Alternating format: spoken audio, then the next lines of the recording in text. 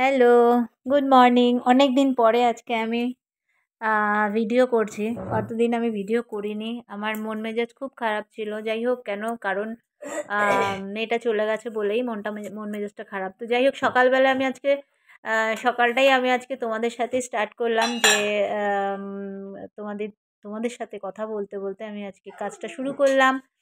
তো আমি আজকে ভেবেছি পরোটা করব। পরোটা মানে আ সকালে টিফিন করব। সকালে টিফিন পরোটা আর ঘুগনিটা করব। আ কিন্তু ভীষণই সিম্পলভাবে তো করব। কারণ ওখানে নারকেল-টারকেল কিছু দেব না। তো এবার আমি ময়দা যে নিয়েছি, ময়দাতে আমি কি মেখে নেব? ময়দাতে আমি একটুখানি সাদা তেল আর ওই যে একটু ময়াম দিয়ে নিলে কি হয়? জিনিসটা খুব মানে সফটনেস আসে। একটু চিনি আর নুন আর ওই তেল দিয়ে ওটাকে মেখে আমি কিছুক্ষণ রেখে দেবো। রেখে দেওয়ার পরে আমি ওই পরোটাটা করব। তো যাই হোক, দিন শুরুটা তো খুব সুন্দরভাবেই হয়েছে। এদিকে আমি আবার যে একটু প্রেশারে সিটি নিয়ে নিচ্ছি। কারণ প্রেশারে সিটি না দিলে মটরটা আমি রাতে ভিজিয়ে রাখিনি। সকালবেলাতেই আমি ভাবলাম যে না এখনই করে ফেলি। কারণ এটা আর অনেকটা দিন হয়ে গেছে। একটুখানি ছিল ওটা আমি সকালে টিফিনের জন্য করে ফেলবো। আমার মেয়ে আবার ওটা ঘুগনিটা ভালোবাসে না। ও আলুটা খাবে। তার জন্য ওর মধ্যে আমাকে আবার একটু আলুটা দিতে হলো। এইদিকে সকালের এই যে আমাদের এই যে রান্নাঘরে যেখানে বসে আছি, এখানে এত রোদ আসে না, মানে শীতকালে খুব আরাম রান্নাঘরটা। আর গরমকালে ঠিক তার উল্টো, প্রচুর গরম। এত গরম আমি টিকতে পারি না। ওখানে আমাকে একটা ফ্যান দিতে হয়, মানে এত রোদের তাপ। তো যাই হোক, শীতকালে তো খুব মজায় মজায় কাজ করি। ওখানে বসে বসে আমি তোমাদের সাথে গল্প করছি আর ময়দাটা মেখে নেব। এদিকে আবার আমার জনি আবার মাঝে মাঝে এসে উঁকি দিয়ে যাচ্ছে যে মা কি করছে না করছে দেখছে। এসে দেখছে যে ওর খাবারটা আদৌ করছে কি না। আজকে মঙ্গলবার, বিশেষ কিছু রান্না হবে না। মাছ, মাংস, ডিম তো কিছুই হবে না। তো ওর জন্য আজকে একটু ডিম সিদ্ধ করেই দিয়ে দেবো, আলাদা করে কিছু করব না। কারণ এখানে আবার কি হয়েছে, আমার সেদিনকে আবার কচুরলতি আর মানকচু নিয়ে এসেছিলো। হাফ রান্না করেছি আর হাফ এই যে রয়েছে। আর কচুরলতিটা কাটবার জন্য আমার রান্না হচ্ছে না। আর ন্যাচারালি কচুরলতি মানে চিংড়ি মাছ। এ আবার চিংড়ি মাছ দিয়ে কচুরলতি খুব ভালোবাসে আর আমার মেয়েও খুব ভালোবাসে। আর যার জন্য চিংড়ি মাছটা ঘরে নেই, অন্য সময় থাকে কিন্তু ঘরে এখন ওটা শেষ হয়ে গেছে। যার জন্য আমি আর চিংড়ি মাছটা আনিনি বলে, ঘরে নেই বলে আমি আর কচুরলতিটাও করছি না। তো যাই হোক, আমার মোবাইলটা আবার হাত থেকে দুম করে পড়ে গেল।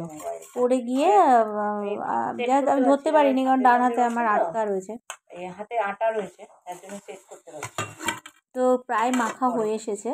এবার আমি ওটাকে মেখে কি করব, একটু তেল দিয়ে না ওটাকে ঢেকে রেখে দেবো। ঢেকে রেখে দিলে ভীষণ ভিতরে যে চিনিগুলো সব গলে যাবে। পরে আবার আমি ওটাকে ভালো করে একটু মেখে ওটা করবো। তো তোমরা কীভাবে ময়াম দাও? আশা করি এইভাবেই সবাই ময়াম দাও এবং পরোটাটা সফটনেসই আসে।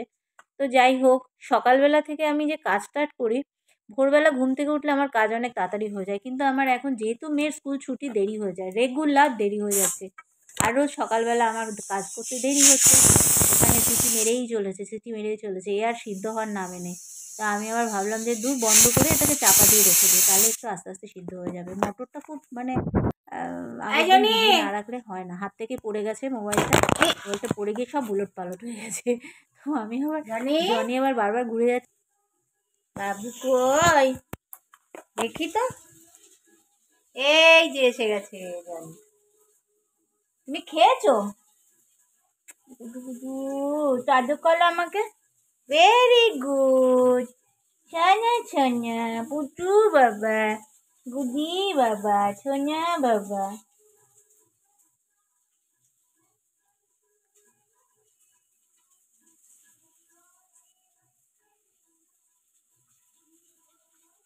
ছোনা ছোনা। চলো, আলু ভাজাটা হলো। এবার আমার কাজে তো যেতেই হবে, কারণ আলু ভাজা বসিয়ে দিয়েছি। আমার দুপুরবেলায় আজকে খিচুড়ি করবো ভেবেছিলাম, ডালে মঙ্গলবার বলে, কিন্তু সেটা আর হয়ে উঠলো না, কারণ আর ভালো লাগছে না খিচুড়ি করতে। এই খিচুড়ির পেছনে একটু খাটনি আছে, তাই ভাবলাম যে আবার ভাত করতে হবে, কারণ জনি খিচুড়ি খাবে না। তার জন্য আমি ভাত বসিয়ে দিয়েছি, একটা আলু ভাজা, একটা ডাল হয়ে গেছে। এই সব নানান রকম করে কচু বাটা করবো আজকে। কচু বাটা করেছি, যার জন্য কচু বাটাটাও আজকে হচ্ছে সবথেকে বেস্ট খাবার নিরামিষের। ওটা হলে তো আমার আর কিছু লাগবে না, আমার হাজব্যান্ডও ভালোবাসে। তো আমার ছোটো মেয়ে খায় না, বড়টা খায়, ও যাই হোক ও তো এখন বাইরে।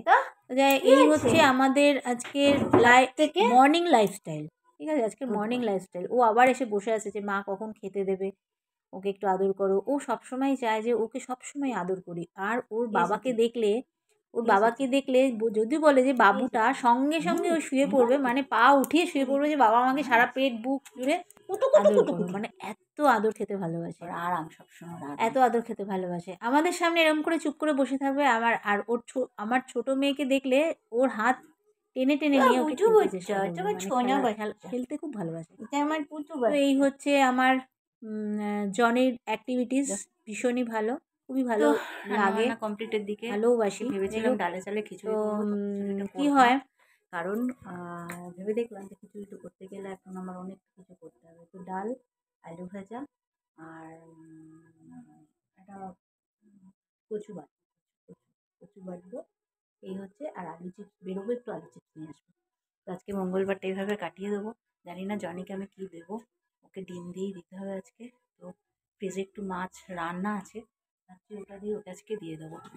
আমি আর আজকে আমার ইচ্ছেই নেই মাছ টাছ কিছু রান্না করার, কারণ অনেক কষ্ট করে এই পরিষ্কার করে করি।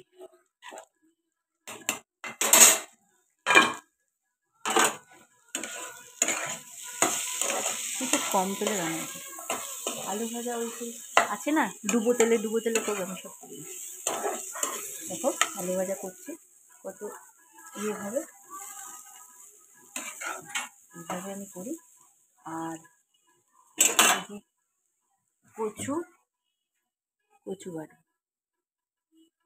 কচুটা বাটবো, দিয়ে বাটবো আমি জানি না শস্য বাটা দেবো না, শস্য বাটা খেতে চায় না। আচ্ছা কবে থেকে কচুরলতি এনে রেখে দিয়েছে, করা হচ্ছে না। দেখো আমি একটু শুকানোর জন্য রেখেছিলাম, তাতে ছুলতে সুবিধা হবে কচুরলতি। তো চলো হোক, আমি একটুখানি হেঁটে আসি। তো ঘর দোর পরিষ্কার করা হয়ে গেছে, আমি রান্না দিয়ে গেছি। আর অন্ধকার হয়ে আছে, আমার এদিকটা কী হয় একটু মেঘ দেখাচ্ছে কেন কি জানি। সব কাজ কমপ্লিট মোটামুটি। ঘর টিফিন করে নি এখনো, আমার মেয়ে যে হাজব্যান্ডের হয়ে আছে, মেয়ে যেহেতু খায়নি, পরীক্ষা দিচ্ছে, যেহেতু ও খেলেই আমি খাবো। এই হচ্ছে আজকে আমার মর্নিং লাইফস্টাইল। তো চলো টাটা।